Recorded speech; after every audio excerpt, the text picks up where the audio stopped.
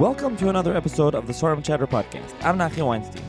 This episode, which is the first episode of a three-part mini-series on Rav Yosef Karo and Maggid Mesharim, is sponsored by the Chizkiyas in honor of the Chizkiya, Berger, Edinger, and Gore children.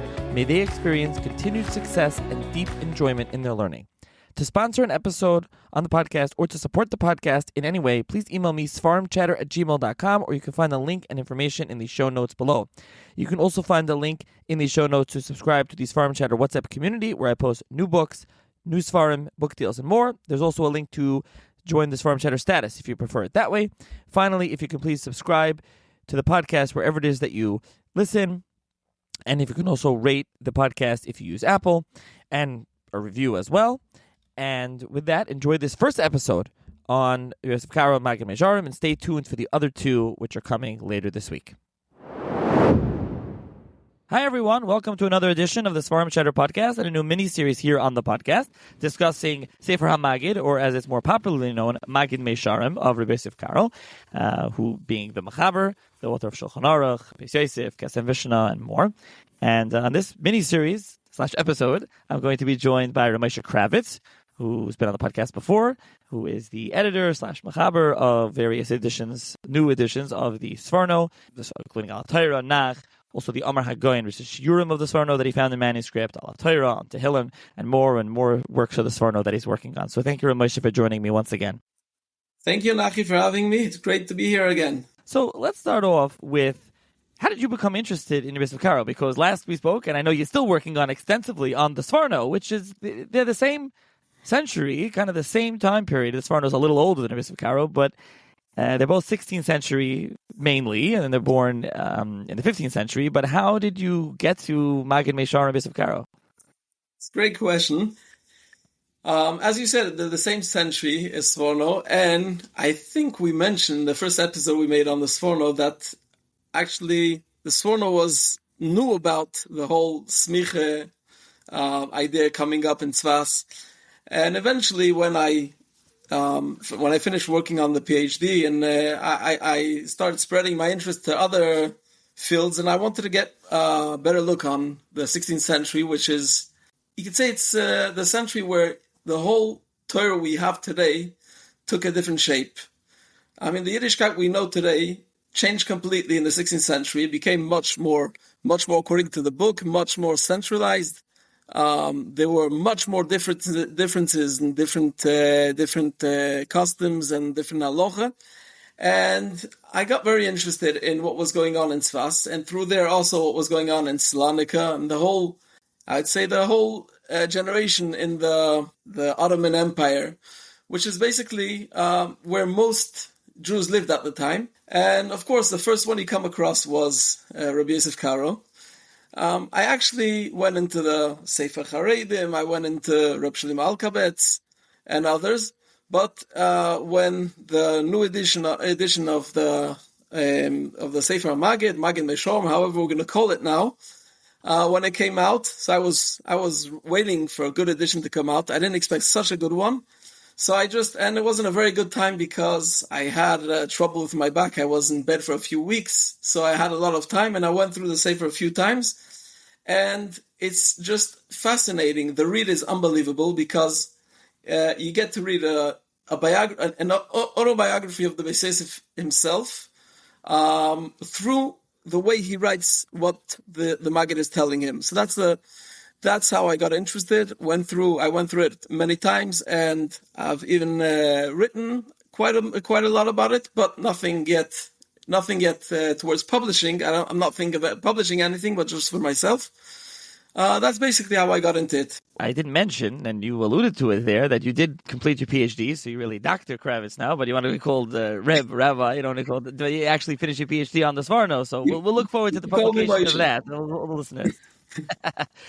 There you go. Okay, so yes, as you said, when it comes to Sefer HaMaggid, well, I think we'll call it Sefer HaMaggid, which is the real name, but we'll kind of mention both Maggid and Mesharim as it's popularly known as, what many listeners probably know it as, and we're going to go through the many different aspects of it. We're going to go through Rav Yosef Karo's biography himself, which is important, what a Maggid is, what happened here in Sefer HaMaggid, also its reception history. This is something that's been discussed from all different angles. Is it really Rav Yosef Karo? Is it not? The kind of the acceptance of it or not? The different things. There's the manuscript and the print history, which is quite fascinating. What Avat Shalom here did in their amazing biography, amazing new work. Avat Shalom publishes many new editions of Sfarim, most from manuscript actually, I think, but there are also some new editions, and a lot of them are very important, but this is maybe the most important one they've done in a long time, really, for those who actually, check it out. It's a massive book. And then we're also going to go through the Sefer itself and talk about the things that is brought down in there, and as you alluded to, how it really turned into an autobiography. Just to even mention up top, the printed edition that was called Maggid Mesharim was arranged al Seder HaParshias. It was Parsha Shavua, you can pull it out and look up a piece. Now it's arranged chronologically. So it really is a autobiography, if you will. But let's pull back. Let's start all the way at the beginning of Rav Yosef Karo.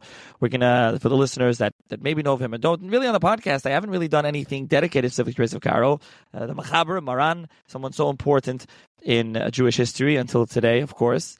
And so it's important to talk about him, a fascinating life story.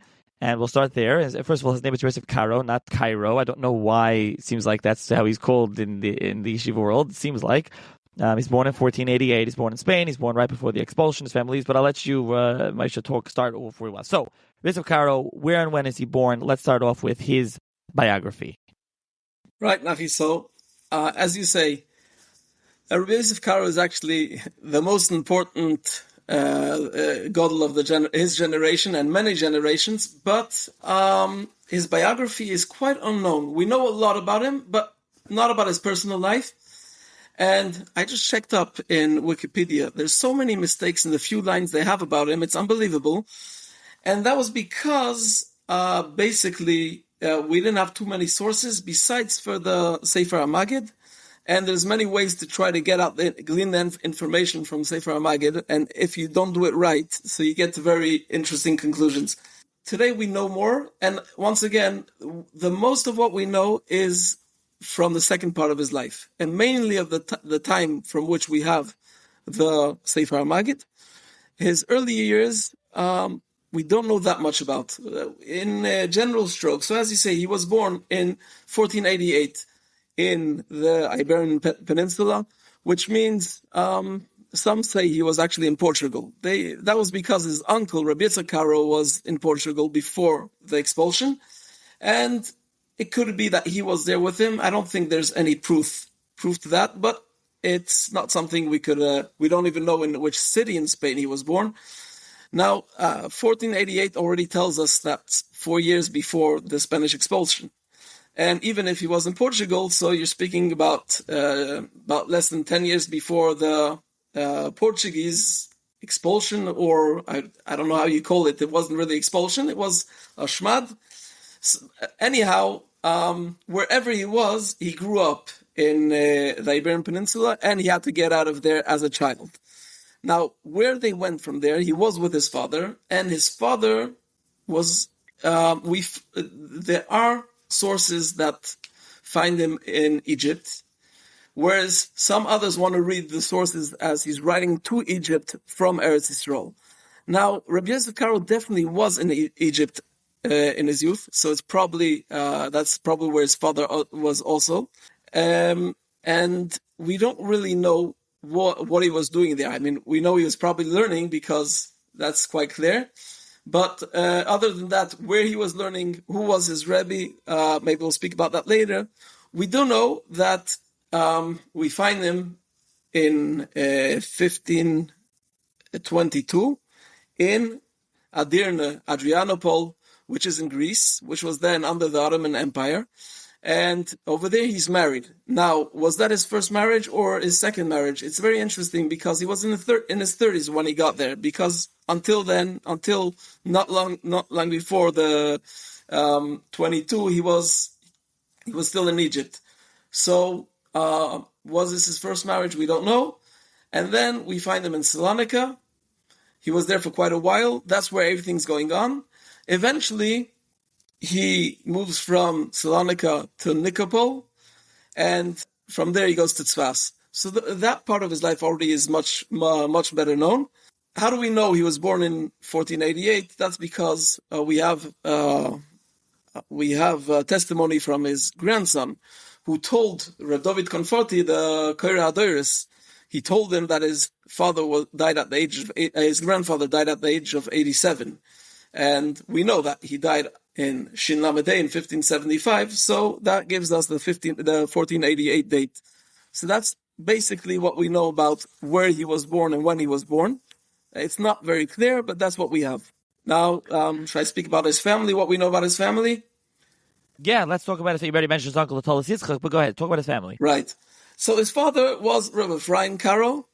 He was a Rav, a Talmud Chacham. We find him in Egypt. We find him signing some Piskei Din, so he was a Poisek. We don't know anything about him. It sounds like he died quite young.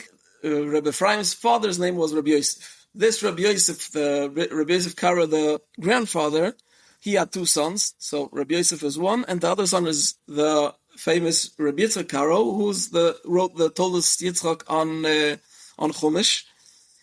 He also has some tshuvas, which are printed in the Tshuvas Beis Yosef.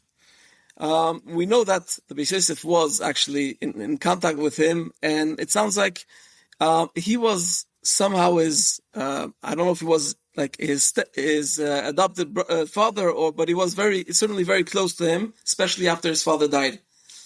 Now, just if we're speaking, the family yichus of the family Karo, there's something very interesting, because in a lot of Polish family trees, you'll find there's family Karo who was in Poland 200 years ago, and they have a yichus which goes to Rav Yosef Karo, and of course to Rabbi Victor Karo in Prague, to Rabbi Yosef Karo, who was in the Beis Medrash of Rashi and Rashbam, to Rabbi Chanina Karo, the Amoira, and basically it's just someone in the family took anyone who had a name that looked like it and decided that they're all his grandfathers, and he made a family tree.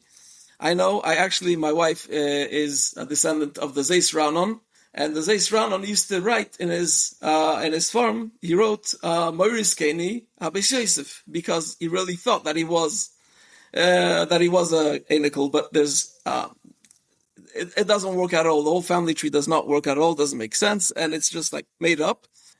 So that's we don't really know much about the family in earlier generations. Now, the name Karo seems like it comes from Yikar, right? Precious. That's where the name comes from. It could be it comes from Yikar. We're recording now before Purim, so Yikar has a sense, but also Karo means Yakar in Spanish. So it could be that it's both of them. I mean, it's the Karo, which means like dear. That's as in French you would see cher, which means also expensive and also dear. Dear so that could be that's where the name, that's the source of the name. Yes. So you mentioned Tolas Yitzchak, Rabbi Yitzchak Karo, his uncle, where we know a little bit about him from the mentions in the introduction to his Sefer on Chumash. And, it's funny, I think some of the older editions used to say it was the father of Rabbi Yosef Karo, so some people used to make that mistake. He's obviously the uncle, he's not his father, most certainly. And so him we know of his father, Rabbi Ephraim, the Rabbi Yosef's father, Rabbi Yosef Karo's father. So now we get to, and then you mentioned, his yichus, and we know he was his third marriage. He did marry an Ashkenazi wife, but we'll get to there. But like I said, the yichus doesn't really work. Saying he's connected to everyone, Karo, Kra, doesn't really work. Okay, so let's talk about, you did mention, before we even get to like his marriage and his movement, because he moves around a lot, which you did kind of mention. But before that, who are his Rabbi? I mean, you mentioned we don't really know. Is there anything that we do know? We know that he was in Egypt, and we know that he refers to Mari Beirav as his Rebbe. Now, Mari Beirav, that was always seen as, he's not really his Rebbe, but because of the story with the Smicha, and he gave him Smicha, so that's why, and he was the biggest of the Rabbonim and Tzfas, so that's why he viewed him as his Rebbe, even though Rabbi Yosef Karo was a huge poisek by the time he came to Tzfas and met Mari Beirav. But the truth is that now we know that Mari Beirav himself was in Egypt, and there was a famine in Yerushalayim in 1521, I think it was, and he left with his yeshiva. He left to Egypt. Could be he was in Egypt even before that. So makes sense, actually, that Rabbi Yosef Karo could have learned by him, actually, in earlier years. And it wasn't the first time they met, actually, when they went to Tzfas. So that's someone who could have been his Rebbe, but we don't really know who his Rebbes are. He definitely learned from his father. He definitely learned from his father, from his uncle. Mari Beirav is a name we have, but that's basically all we have. Okay, so now, again, you mentioned his movement. We can mention that a little bit more together with the marriages. What do we know of his marriages and his children from each marriage? Well, that's already a very, very big issue. Let's try to make some order in it. So, as far as we know, he came to Adrianople in Greece, in Ottoman Greece. He came when he was in his early 30s, and that was his first marriage. So he marries the daughter of Rabbi Yitzchak Saba. Rabbi Yitzchak Saba has a son, Rabbi Shmuel Saba, who's also a famous Rav in the next generation. Now, a lot of sources say that Rabbi Yitzchak Saba was a son of Rabbi Avraham Saba, the Torah Hamor. I didn't find anything that seems to. It just happens to be the same family name. It could be they probably were related, but other than that, we don't know. Now, eventually, he moved to Salonika. Now, Salonika at the time was the Mokum Torah in the world. It was like unbelievable. That's where the biggest of the Spanish Rabbonim came after the expulsion, and at this time that was really the center. So in Salonika, he's still married to his first wife, but then in 1534, there's an epidemic that breaks out. And it's very funny because we're going to speak later, probably in a different episode, about the authenticity of the Sefer HaMaggid. The critics used to use this as they used to say that the Maggid speaks about the 3 children that he lost, and we never heard of such a thing, and we should have known about such a thing, which is a very ridiculous thing. And by historians always make the mistake, and they always say that you shouldn't make that mistake, but they do it anyway. Archaeologists do it much more. The proof of not finding something is not a proof that it wasn't there. It's just that you didn't find it, or you didn't find it yet, because eventually 2 people in Salonika mapped the cemetery, the Jewish cemetery, which was a huge cemetery. It was second only to the one in Warsaw. Speaking about hundreds of thousands of tombstones, and they mapped at least the interesting matzevis he had over there, and he found there a daughter and 2 sons of Rav Yosef Karo who died at the same time. So there you have it. You have they died, but not only they died, because his wife also died. So the daughter of Rabbi Yitzchak Saba died when he was in Salonika. Then he moves to Nikopol. Nikopol today is in Albany, I think. Not Albany, New York, but Albania. In the Balkans. In the Balkans, right. Yeah. So it was also part of the Ottoman Empire, as a third of Europe was actually at the time. So he moves there, and he marries the daughter of Reb Chaim al-Balag. Reb Chaim al-Balag, he mentions him also in Beis Yosef, and he mentions him, he's the only one where he says, Moiri, Chosid HaKodesh, I think maybe even, Reb Chaim al-Balag, so he marries his daughter. And then, from Nikopol is when he moves to Tzfas. That's already in 1536, where we know that he married Reb Zechariah Zebshel Ashkenazi. He's mentioned also in Avkas Roichel. So that's the 3 fathers-in-law that we know from his printed Sforim. Today, I think he gets married, just to jump in. I think the 3rd wife was when he's much older. And I think, is that the son Yehuda? That's the one who publishes some of the Sfarms on the Shuvas. And he's very old when I believe he's much, much older when he's born, if I remember correctly. So I didn't check when he mentions Reb Zechariah Zebshel, if that's in his earlier years in Tzfas or in his later years. But let's get straight to the point, even though we didn't speak about the Sefer HaMaggid Meshorim yet, but at least to get a clear view of what I figured out according to the new edition. So what we know is like this. I mean, the whole idea of how many wives did he have and how many children, it was disputed because you see in the Maggid Mishram, you have a lot of wives who die and then he remarries. And there was discussion if maybe since the Sfardim don't have the Cherem, the Rabbeinu Gershom, so maybe he was married to more than one wife at the same time. And there was even one of the later researchers wanted to say that it's just a type of the language of the Maggid, which means it didn't really happen. It's just like he's speaking about double wives, and there's all kinds of Kabbalistic terms, but it's very clear now that we have a clear picture of what's going on. So we could put it like this: I'm speaking about the information we have from the Maggid Meshor. So in Ador of 1533, the Maggid promises he's going to have a son. Now, in Tammuz 34, that's a year and a half later, that's when he loses his almost entire family. I won't say the entire family because he still marries off a daughter. When he's in Nikopol, he leaves for a while to his daughter's wedding. So there is a daughter who survives from that marriage. But his wife and 3 of his children die in Salonika. Now, on Rosh Hashanah 1534, the Maggid promises him a son. So that tells us that he remarried in between. That means that he lost his family in Tammuz, and by Rosh Hashanah he was remarried in Nikopol.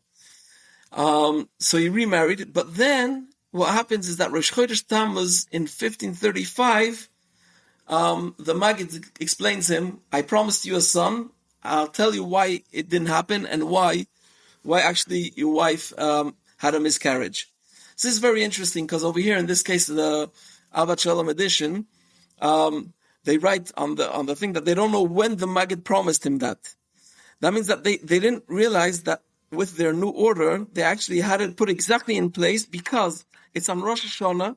9 months later, he's explaining him, I promised you a son. I'm going to tell you why he was dead born. He was stillborn. So that's what we know. Now what happens in winter, Tavis of 1536, so the Maggid is telling him why his wife cannot conceive from him because she actually has a neshama of a zocher, of a male. So it can't be speaking about the same wife because the wife that his second wife at least, he already had, she was already pregnant and she had a miscarriage. So she did conceive. So you're speaking about a third wife, and that's when there's also, the Maggid starts explaining to him what's the Soid HaGilgul, what's the Shorish Neshama of the 2 first wives and of his third wife as well. So that's what we know until there. Now in Tzfas, he goes with his with the daughter of Reb Chaim al-Balag, but in 1543, that means about 8 years after he got to Tzfas, he marries a 4th wife, and the Maggid tells him that you should know this is not your last wife, you're going to have another 2. So in 1556, the Maggid tells him that now the wife that you married now, she's your real Bas Zugoy. So like this one is the real one, but doesn't mean it's the last one. That was 1556. Now 14 years later, he has a vision of the Maggid, which comes to tell him about the bris of his son Yehuda. So that means that in 1569, which is already when he's in his 80s, so he has another son. So it could be it's the same one from the wife he married in 1556, or it could be it's another one. But the Maggid told him he would have another 2 after the 4th one, so it seems that he had actually 6. Now this Yehuda was a child when Beis Yosef was passed away. He's the one who put out the Tshuvas Beis Yosef, and he writes that I was a small child when my father died, and I didn't really know him. So that's basically what we know now from the new information, which is it's fascinating how much he's going through such tragedies, and all the while he's writing the Beis Yosef, he's writing the Kesef Mishnah, and he's answering Tshuvas to the whole world. He's in charge of the the Beis Avad, they called it in Tzfas. And all the while, it's like non-stop tragedy that just doesn't stop. He's just going through it again and again and not giving up. So that's basically what we know about that part of him. Yeah, with Yehuda's mother, with Yehuda Karo's mother, it's actually brought down, I think it's right before Parsha Zachar, right when we're recording, in Shin Yud Vav, which is at 1556. So as you're saying, he got married to around 68 or between 80. So he got married, we don't know, he had this son when he was quite old, that's for sure, the one who publishes Beis Yosef. So let's talk about his Sfarim. Even what people know about, I think it's to give a little bit of the history, the print history. First of all, interestingly, although he was in Tzfas, and there were some Sfarim, I don't remember the first one, I think the first Sefer printed I saw was Lekach Toiv. I think Rabbi Yom Tov Tzalon on Esther, I believe, is the first Sefer published around there. But Rabbi Yosef doesn't publish his Sfarim in Eretz Yisrael. He sends them to be published in Italy. They're published before. They're published in Italy. So we're talking about, Beis Yosef. I might mess up the order, but Beis Yosef is Shulchan Aruch, Kesef Mishnah, as well as you also have Bedek Habayis, Beis Yosef that he corrects, and then you also having, obviously, which printed later, Shal Shuvas Avkas Roichel, Shal Shuvas Beis Yosef, and what else am I missing? So let's talk about it, just to tell the listeners a little bit about his Sfarim that he prints. Writes before, rather than prints, sorry. Right.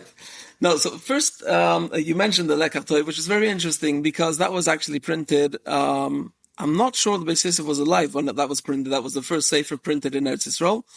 How old was Marit Salon when he printed that Sefer? He was 17 years old. Yeah, very young. It's incredible. I mean, 17 years old in Tzfas, which is such a center, and it's the first Sefer being printed, and it's a 17-year-old boy who's printing it. You also have, they also gave out Avat Shalom. Avat Shalom. Right. Yeah. So Beis Yosef Sfarim, I think you said everything besides for one, which usually you forget. I want to jump in. Lekach Toiv is 1577. So 1577, right after Rav Yosef Karo. That's when this is published. Right. This is the first printed Sefer in Eretz Yisrael on Megillas Esther. Yeah. There's just one little thing that you missed out is the Klolei Talmud. Oh yes, of course. Yeah, that's been redone. It's around. It's been redone. Yeah, it's together with Rabbi Ghazi and the other one. It's together with they made a whole. It's all in one. A very nice. It was written like 20 or 30 years ago. The red Sefer. I didn't see it. I didn't see it. So of course, so his magnum opus is the Beis Yosef on the Torah. In his introduction, he's speaking about the fact that in the time of Hillel and Shammai and Beis Hillel, Beis Shammai, you're speaking about Nase Torah Kishnei Torahs, that there were such big discussions that the Torah became like two because there were different minhagim. He says in our time it already became 100 Torahs. And basically what was going on at the time was, if you're going from one community to another in Italy or in Germany, it's not that you have Ashkenazim and Sephardim like you have today, basically, and then within you have different minhagim. It was like you're going from one city to another one, which is like 20 miles away, and they have completely what's kosher here is not kosher there. They have a different siddur. It's really not centralized, and that's what he's talking about, that we have to put some order in this. So he's trying to first of all, to put together everything that has been said, everything, to go through all the sugyas from the beginning, from the Gemara, with all the Rishonim and the Poskim, and to get to Halacha. So that's where he comes to his big chiddush of choosing the three Amudei Oiro, the Rif, the Rambam, and the Rosh. Actually, I used to think that the Rosh was like what he gave into the Ashkenazim, but it's not true, because the Rosh was in Castile, and the Beis Yosef paskin like the Rosh because he was from Castile. I mean, that was the minig in Castile. Till now, Moroccans do not paskin even like the Beis Yosef in Treifus. They paskin like the Ramah, but not because it's a Ramah, but because it's a Rosh, and they were from Castile. So basically, that's with that klal. That's how he passes the halach in Beis Yosef, and that's his magnum opus, which he starts off in Adrianople in 1522, and he finishes off in Tzfas. I don't remember exactly which year. Then you have, of course, the Kesef Mishnah, which is his commentary on the Rambam with sources to the Rambam, and the Shulchan Aruch, which wasn't really what he meant it to be at the end, because he just meant it as a like to chazer, to someone who, it was printed actually. I think the first or second edition in his lifetime, it was printed divided into 30 to go over each month. But that's actually what really took over.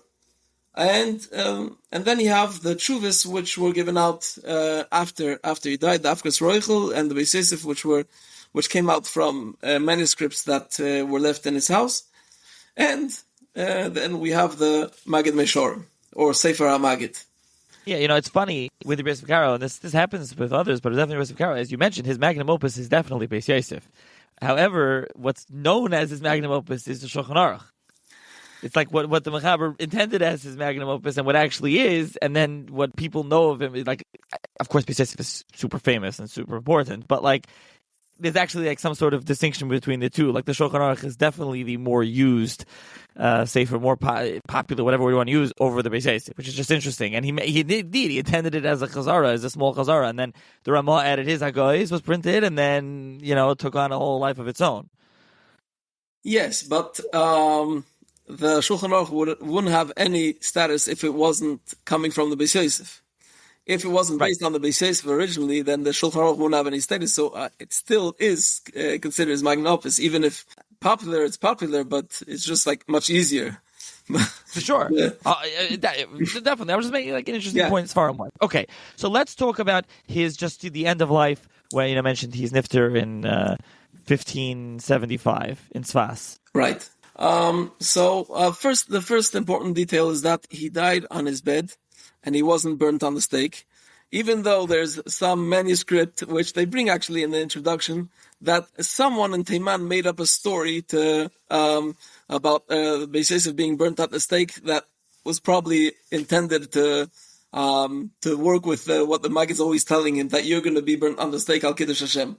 But that did not happen. He died exactly 450 years ago, Yud Gimel Nisan, Shin Lamed Hey. And if we just think about what went on, that's what fascinates me about the 16th century, is if you just think about what happened to the Jewish world between Shin Lamed and Shin Lamed Hey, 1570 to 75. The people who died at that time were the Ramak, the Arizal, the Beis Yosef, the Ramah, the Marshal. It's unbelievable. You're speaking about 5 years where the biggest names ever. And so he dies as the undisputed Gadol Ador. He has his outs with the Mabit in Tzfas, but he still turned to him from the whole Jewish world as a different level completely as any other posik until then. And very, very fast, the Shulchan Aruch becomes like the Shulchan Aruch Yid. That's how you call someone who keeps halacha as a Shulchan Aruch Yid. That's So that's his end of life. There was definitely, this is very broad strokes and basic, as you say. The Mabit, you can read about this in Meir Ben Yoel's excellent book Yosef Bechiri. The Mabit and the Rav Yosef Karo definitely did not see eye to eye in a lot of things, and you can read a lot about that there. These are both in Tzfas. Obviously, there's the Smicha controversy, which he was part of with Ralbach. Did not agree with them, reinstituting Smicha with the Marie Barav, etc. But Rav Yosef Karo did have Smicha. There's that, and there's much more, within his life and end of life to discuss when it comes to.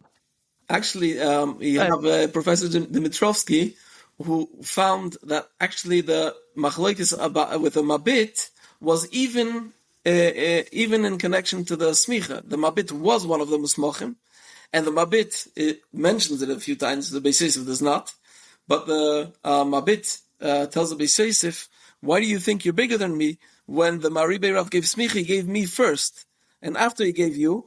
And actually, he proved that at a certain time, we don't exactly what the Dimitrovsky tries to figure out what it was about, but it sounds like actually the Beis Yosef was put into cherem by the Maribei Rav because of some dispute that they had about the smicha.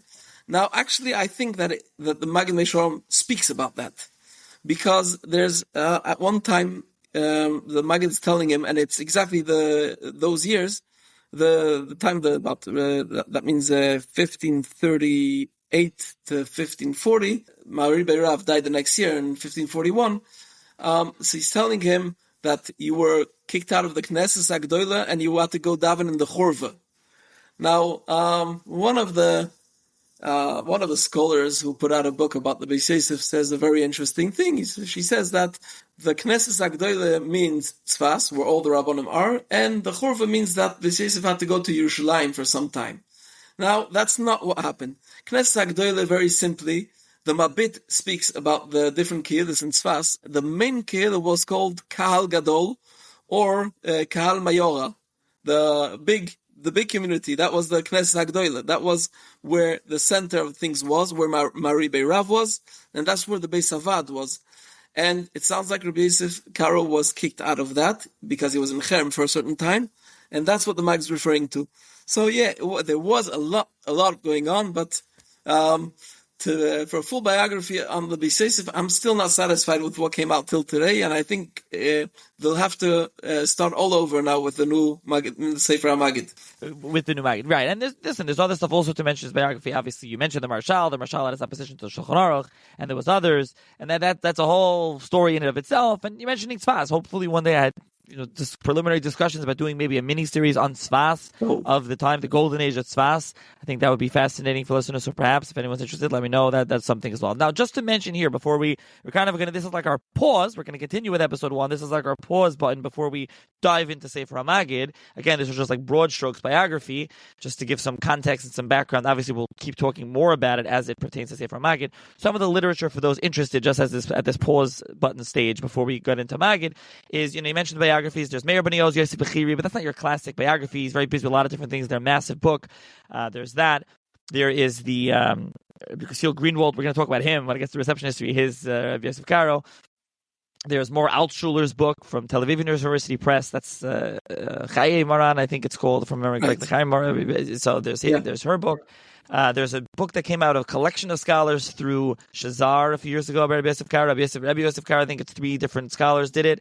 There is obviously Werbolowski's book, which pertains to Maggid Mesharim. Rabbi Yosef Karo, lawyer and mystic. There's that book. It's been translated to English. That book is available. Kind of old. There's not exactly like you're saying. There's more to be done for like just this. And there's all different things associated with Rabbi Yosef Karo, etc. that we could talk about. Okay, but that's just basically kind of some things that there are. I'll put some of those links in the show's notes. Those interested can check it out. And there's kind of a basic biography in the introduction here to the Avad Shalom edition of Maggid Mesharim, Sefer HaMaggid. And they also point you into some of those books. Some of those is what they used. Meir Ben Yo, they used Altshuler, and they used Werbolowski. They do mention that. They do say mention, in the yes, that was very Avad Shalom is really, they mention the academics. Like they do. So which is interesting. Okay, so let's get to Sefer HaMaggid. We mentioned the other ones. What is Sefer HaMaggid? And again, Maggid Mesharim. Maggid Mesharim is a created name by the printers. The book is called Sefer HaMaggid, which is why Avad Shalom put it back. Besides for and again, most of the structure, most of the nitty-gritty stuff that we're going to get into, which is very, very important, which is why we're going to do it, which is the print history, the manuscript history. That's going to be for episode 2. So stay tuned. Here we're going to continue along with the basic overview. But again, the Sefer was originally called Sefer HaMaggid, and it's created called Maggid Mesharim, and Avad Shalom has put it back to Sefer HaMaggid. So let's talk about this book, what Sefer HaMaggid is, and then we'll talk about what a Maggid is. Right. So Sefer HaMaggid was written by the Beis Yosef himself, and it's accepted today. When we'll speak about the reception, there's it's been completely accepted. It could have only been written by him, and it's actually he's recording lessons he's getting from an angel who appears to him, Maggid, which is sent from heaven to teach him and to educate him in many ways. And so he's writing because the Maggid tells him to write, and eventually the manuscripts reach, even in his lifetime, his students. That means that he doesn't have a problem with them reading and copying. Actually, what happens, you mentioned already that when it went to print, it was completely taken out of shape because he was writing as the Maggid was telling him, which means that he wrote, I don't know if he always wrote the date, but usually he writes the date on top. But they went and to make it Sefer on Chumash, a Sefer that's more like Sefer, learning Sefer more than biography, more than a diary. So they cut it up and cut even pieces that were said the same day. They made them into different pieces. And since already you didn't have any order, so there was also they weren't careful about copying the dates. A lot of dates are written wrong. And so that's what the printed book was. But the original manuscript written by Rav Yosef Karo was simply the lessons he was getting from this heavenly Maggid, and that's what became after Sefer HaMaggid. So you say an angel, we say a Maggid. What's elaborate a little bit more what that is and the phenomenon of Maggidim. So one of the things that Ahavat Shalom in their new edition, they printed an introduction which was written by Rabbi Yaakov Tzemach. Now Rabbi Yaakov Tzemach was the one who made the Arizal's Kabbalah popular. He's the one who printed. He's the one who edited it. He was a Talmud of Reb Shmuel Vital, the son of Reb Chaim Vital. He actually is very interesting. You should make a podcast on him if you find someone who knows something about him. I don't, but he grew up as a crypto Jew in Spain, and when he came to Salonika in his 30s, he only then started learning, and he became a very, very great man, and he was like the main propagator of the Ariz Kabbalah. Now, he writes in his introduction, he's writing to explain a big problem that he probably had to face, the fact that the Maggid is supposed to be an angel, he's supposed to be telling Torah from heaven, but it many times differs from the Zohar, and even more differs from the Arizal, and sometimes it also differs from the Halacha, which is in open Gemaras sometimes. So he writes like this. He quotes a piece from the Arizal. He says you should know that when a person learns Torah, does mitzvahs, everything he does creates angels, creates malachim.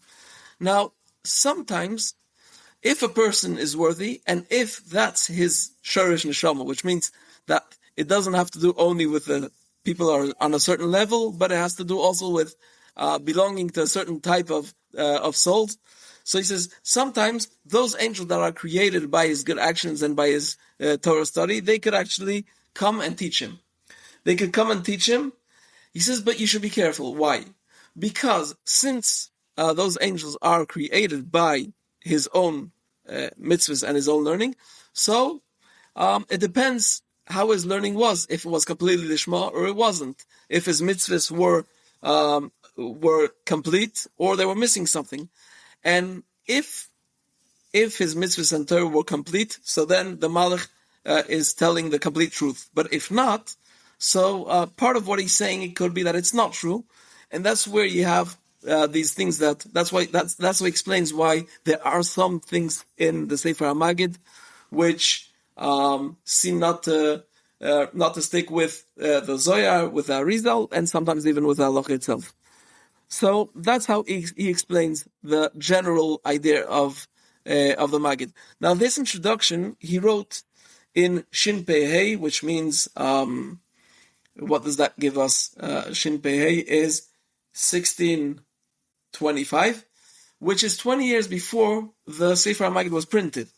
It was in a copy. In a copy, sounds like that they were preparing for print or something many years before. And he writes this introduction. So, and Ahavat Shalom now printed this. Ahavat Shalom. Now that's where you can find this introduction. Right. It's in page 113 of the introduction. The form of the Maggid. What form does this Maggid take? I know you said it's a malach, it's an angel, but it comes when we're going to talk about when it comes, and it has to do with Mishnah. So then it takes the form of the Mishnah. What does that mean? So, first thing, you're right. The different Maggidim, the Rabbi Yaakov Tzemach was speaking very generally, but there are different forms of how the Maggidim come. And in this case, we have very, very interesting descriptions, very precise descriptions of how it's going on. the Maggid comes to the Beis Yosef while he's reciting Mishnayos. By reciting, I mean he's learning them by heart, and he's going over and over and over.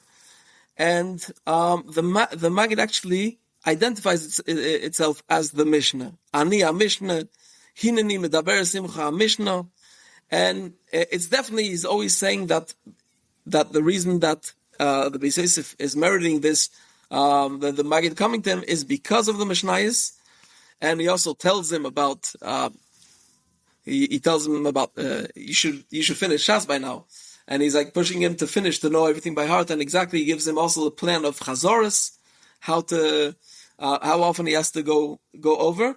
So what happens is that the Maggid appears as the Beis Yosef is saying Mishnayos, and suddenly there's a voice which is not his voice coming out of his own mouth, and that's actually the Maggid talking. So actually, in the new order of the Avat Shalom, you could see that when the Maggid starts appearing, he's in the middle of Kodshim, and that's when he tells him that it's I'm the Mishnah, and it's all because of Nish that you were Zoiche. He says, but now to be Zoiche to more, you should finish. You should carry on, finish, and we could follow also the timeline how he goes through Kodshim, and when he tells him, oh, you finished Kodshim, now you're starting Taras, and he explains him exactly what he was Zoiche because he finished Kodshim, and what kind of schus it is that he's starting Taharas. And then he gives him a deadline. He says, by Yom Kippur you have to finish Shas. And actually what happens is that Beis Yosef finishes even before the time, because in Aser Simei Tshuva of that year, he comes to tell him, very good, you finished Shas. So that's all happening in Salonika. That means they finish the Shas before he gets to Eretz Yisrael. Yeah. Now, what about Magidim? You're right. We should back up a little. What about Magidim in general, the phenomenon? Like, what about those that we know before? Obviously, we're going to have the Ramchal, famously has a Maggid later. But what about those that have before? And how unique is this that we know of? Not just someone that has a Maggid, but someone that has a Maggid that writes this whole book of teachings, of sayings that the Maggid tells him. The truth is that before, I don't know if we have at all. In that generation, there are quite a few. So it's like it's something that starts and in that generation, and so we know that Arizal definitely had all types of Magidim. He had all kinds of Giluyim. The Ramak had some type of a Maggid. Reb Shlomo Al-Kabetz with the Ramak, they wrote this Sefer Girushin, which was also a type of revelation, different system. They were going in. They went out and exiled with, and it was a way of saying a posuk, and then the words came out of their mouths how to explain the posuk in different ways. You had that. Now there is one that some people would say that was before. Actually, at the same time. Sorry, it's there's a reference to Rit Reish Yud Tes, which the Maggid tells the Beis Yosef that he should tell this Rit that he's not Zoiche to get a Maggid because he's not perfect. He has this, he likes money. That's what he tells him. And so we know who that Rit is. And he's speaking about Mamish, the top G'dei Ador, Rabbi Yosef Taitatzak. And the Chido in Shem HaGdolim says that he has a Masorah. It's very interesting. He says he heard it from Ziknei Ador, I heard it from the Ziknei Ador HaKoidim, who heard it from Chachomim, that in the time of the Beis Yosef, there was, Hashem decided that it's come time that there has to be a new Shulchan Aruch, that Shetinos and Dos. There's a famous Maimah of Rav Hutner in his Akdoma to the Darkei Moshé Aruch, about exactly what the Shetinos and Dos, that was like a new Matan Torah at the time, and a new Matan Torah needs Hakel, it needs all Klal Yisrael to come together, so that's why you needed the Ramah also, because without that there's no Kabbalas Torah. But he says, and he's Medayik the Lashon, Rav Hutner is Medayik the Lashon of the Chido, Shetinos and Dos. Now, it says over there that there were three people who could have written the Shulchan Aruch. And the one who was chosen was Rav Yosef Karo because of his anova, because of his humility.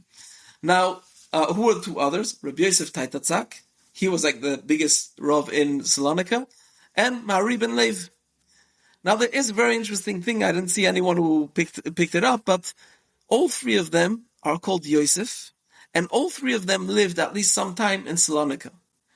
So I don't know if it has to do with that, but it's very interesting. And so that's Rabbi Yosef Taitatzak. He's speaking about the biggest of the biggest, and he didn't sleep in a bed for 40 years. He had more Talmidim than anyone else in his generation.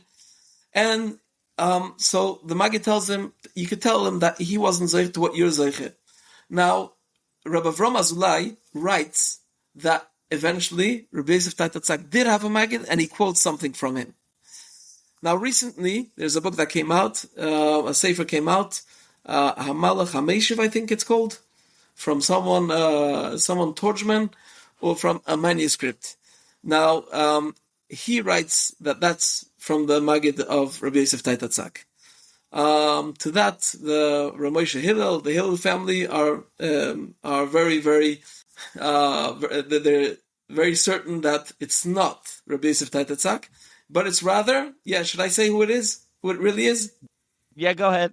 Rabbi Yosef de la Reina, who's a big parasha, but it's speaking about a big Mekubal who went off. And it's even mentioned in the Sefer that it's Yosef Rashia, Yosef the Rasha. In the Sefer itself is mentioned. So, that's what they say. Yeah, and just the Rabbi Torjman publishes a lot of Kabbalah Sfarim, namely also Kabbalah Ma'asiyos. And one of the introductions, he has a whole back and forth, mentioning Rabbi Yaakov Hillel's position on Kabbalah Ma'asiyos and pushing back on it. And there's you can read that. I don't remember which Sefer has that introduction in it. You can read it, but he does a beautiful job. They're quite pricey, some of those Sfarim, and he's published a number of very, very fascinating manuscripts. So you can check that. They usually have a white cover, red, and they have a sort of the logo's like a. I think the Sefer HaMaggid, the Maggid HaMeshiv, I think it's on Oitzar Chochmah. Yeah, it could be. I mean, he's published a lot of Sfarim in the past couple of years. There's been a lot of them published. So that's definitely, as you mentioned, the couple of different in those. And there's some other stuff coming up.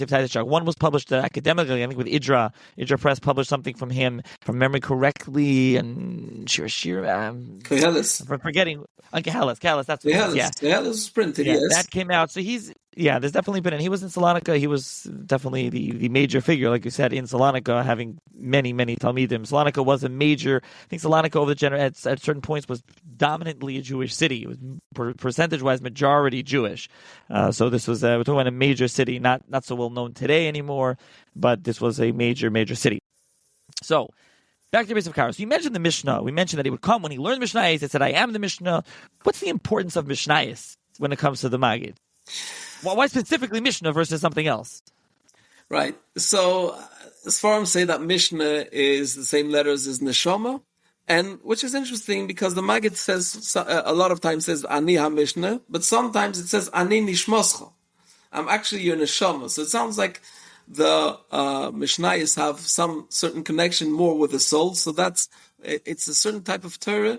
That's why for people who died, we learn Mishnayos, right? We don't learn Gemara or Chumash. We learn Mishnayos because it's Oisid Neshama, which means that it has some connection. Now, it's interesting because if you, there's a famous story. I think the first source we know is Menorah Samor. Maybe it says, the story about the famous Maseches Chagiga, the person who would review Chagiga his whole life. He just didn't stop learning Chagiga. And when he died, he was alone. And there was this lady who came out and started screaming and telling everyone about the tzaddik who died. And until everyone came together and to give him a proper burial.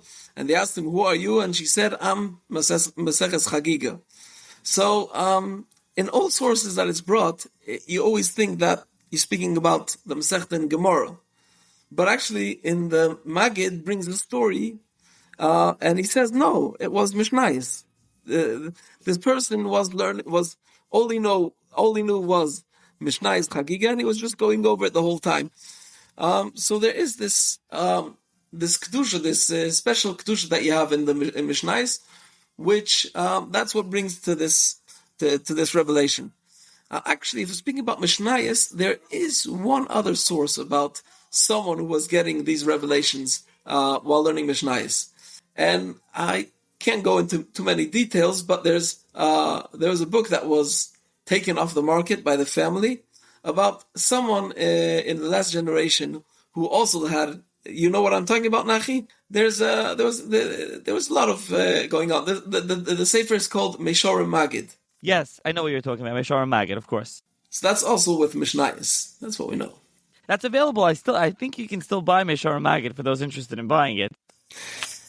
Okay, so let's continue along. Now, when we get to there's a couple of things about the Maggid's appearance to Rav Yosef Karo. Whenever it is appearing, when does the Maggid, I guess I'll say them all, we'll break them down. When does the Maggid first come? When does it generally come? Time of day? What is he doing at the time? Is he awake? Is he sleeping? But let's take them one by one.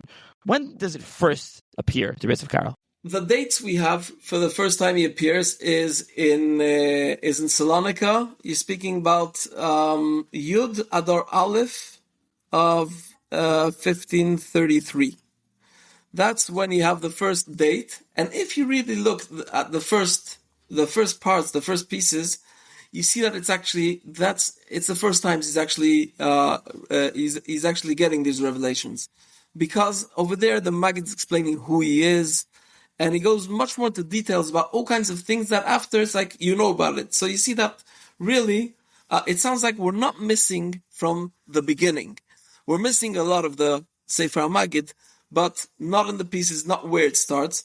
So it sounds like it actually started I said Adar Aleph, it's an Adar base, Reish Tzaddik Gimel, which was 1533. Now, what's interesting is the famous Shavuos night with Reb Shlomo Alkabetz, where the Maggid appears. That's also in Shavuos 1533, which means just a few months after the whole story with the Maggid starts. Now, when does he appear? How often does he appear? It's interesting. The Chidah says that he saw that there's much more to the Maggid than we have. And definitely there are long spans of time that there's nothing. There's nothing. Sometimes years go by that you don't have anything. So sometimes you see the Maggid saying there was a reason why it didn't appear to you for so many years, was because this and this. But it's evident that we are missing parts. But in a lot of parts we could see that you see it only now, because now with the new edition. So he usually appeared on Shabbos, when the Beis Yosef would get up in the middle of the night and he would learn Mishnayos, and that's when he usually appeared. So there's a lot of things that happen on different dates in the middle of the week, and sometimes it's a day after another. But you also have a lot of times where it's every Shabbos. You could see the sequence where he's sometimes even going back. What I started telling you last week, and people came, so I stopped. So you see that during the week, I don't know if it was because the Beis Yosef was busy with his other limudim, was busy with his writing, etc. So you didn't have time for the Mishnayos, or it's just like it happened on Shabbos because that was a good time, but that was usually when it happened.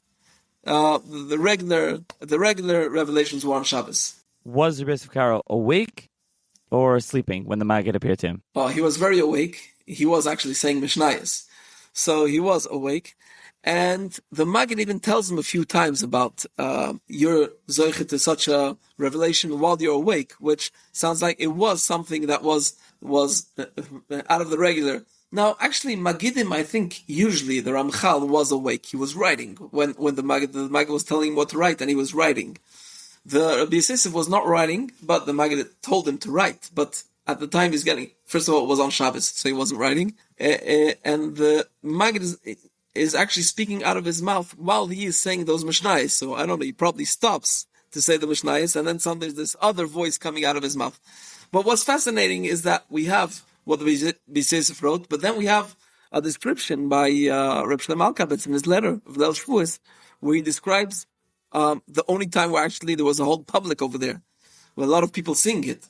Yeah, I mean, you can mention it here, but I think we're going to go into the letter. I will tease it already here. For episode 3 is when we're going to go through that letter in depth. That famous letter of Shlomo Alkabetz, which is printed in the beginning of the first printed edition, and it's also included in the Shla. It becomes popularized through the Shla. The Shla included in his Masechta Shavuos. But I think we'll get to that in episode 3, the real breakdown of the Sefer itself.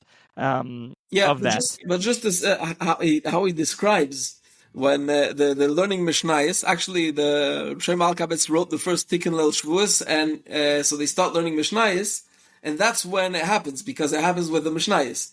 And Zikanu Bereinu V'nishma Esakol HaMedaber B'fi HaChosid Kol Godol Bechituch Oisios, V'Kol Ashchenim O Yushoimim Esakol Lo Yoyu Mevinim. That means the Shchenim means the people, the simple people who were just roaming around over there. But the people of the Chabura, they did understood. They understood what he's saying. V'hoyo ane imus rav v'akol hoylech v'chozek v'nofalnu al ponenu v'lo nishar ruach be'ish lisa einav v'ponov lirois meiroi v'amoiro apachad. So he's describing this pachad, which comes with when the Beis Yosef is having this Maggid speaking out of his mouth.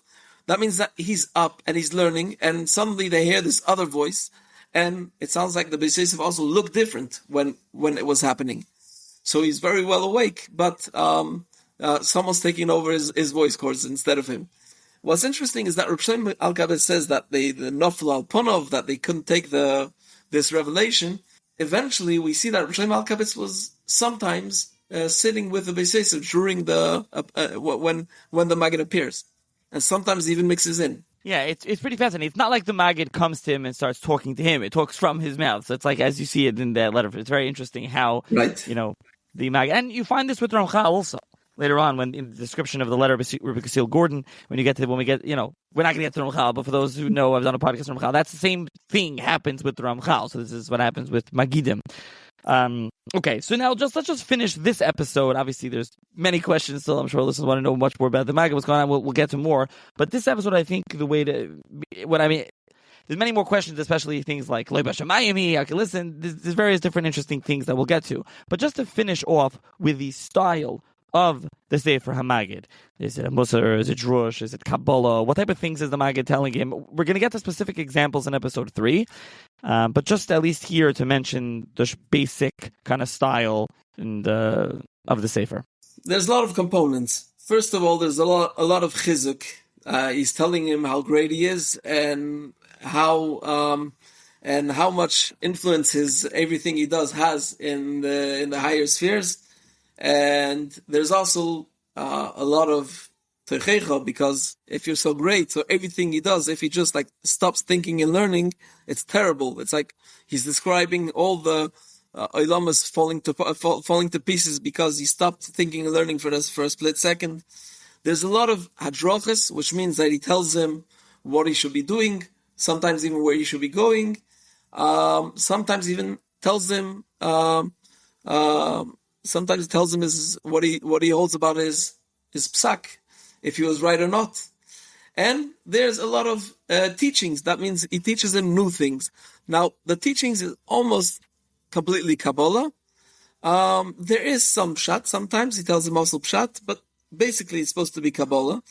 And also a lot of what's going on in the higher spheres, like Gilgulim explains to him who he's a Gilgul of, and we don't have that piece. That's really a shame, because he refers to when he explains him who his wives are Gilgul of. So he refers to the fact that he told him once who he was, so he should understand why he has to marry these wives for the tikkun. And so there's that type of things. And there's his adrocha to learn Mishnais, as we said. And also, sometimes he's even mixing into his writing of the Beis Yosef, like telling him, you gave 3 answers to the Rambam. The 2 first were good. The third one was interesting, but leave it because it's a good pilpul anyway. So he's giving him his opinion about his writing, and also he's promising him all kinds of things, that if you do this, then you'll be zeiche to this, you'll be zeiche to go to Eretz Yisrael, eventually gets to Eretz Yisrael, you'll be zeiche to Da'al Kiddush Hashem, you'll be zeiche, he describes to him what's it going to look like when he goes up to Beis Din Shalmala. There's a whole description of what's going to go on, and how they're going to mekabel him, and a lot of telling him just, the Rambam's very happy with you, and the Rosh is very happy with you, because you answered him, because you paskin like him, and sometimes he tells him, you did something wrong, you should have died, but all the Rambam, the Tur, and the Rosh, they all came to intercede on your behalf. And sometimes, actually, it's very funny, because sometimes he actually tells him, Beis Yosef was also a darshan. He was a Rav, and he had to give a shir. He had to give a shir of Pirkei Avos. and it's now it's with the Seder we have it, so it's exactly on the right parashas when they're learning the right prokim. And he tells them, you're supposed to give a shir today, so I'll tell you what to say. First, you're going to say in Pshat, tell them like this. Now, for you, I'll tell you al derech asoid. So he's actually preparing his shir for him, actually, sometimes. So there's a lot of types of material. It's fascinating, the different systems. But when he's teaching him, it's basically Kabbalah. I think that does it for episode 1. That we'll stop here with episode 1. Obviously, we're leaving a lot more. There's a lot more to get to. I think the plan will be, just for the listener to understand where we're going for episode 2. Episode 2, there's the recension of the Sefer HaMaggid. So it's reception history for those that accepted it as written by Rav Yosef Karo and those that denied it or disputed this. And there's a very interesting discussion there. And then there's the print history, as we've alluded to, of the Sefer HaMaggid, the fascinating manuscript history, and then there's a new edition of Avat Shalom. So all that. And then there's the third episode, the plan is to discuss the Sefer HaMaggid more in depth and the examples. And of course, we're going to mention how it becomes a true autobiography now that with the new Avat Shalom edition. And I'll just mention here at the end of this episode, Avat Shalom edition, the introduction is about 100 pages, and the work itself is pretty massive. It's over 700 pages, so a pretty massive sefer that they've turned it into. And of course, you'll find a link to that in the show's notes where you can purchase that. So with that, thank you very much for joining me to discuss this first episode, and hopefully everyone found this interesting. And any comments or questions, as always, please email, let me know. Thank you very much, Nachi. This was really fun, and it's always a pleasure.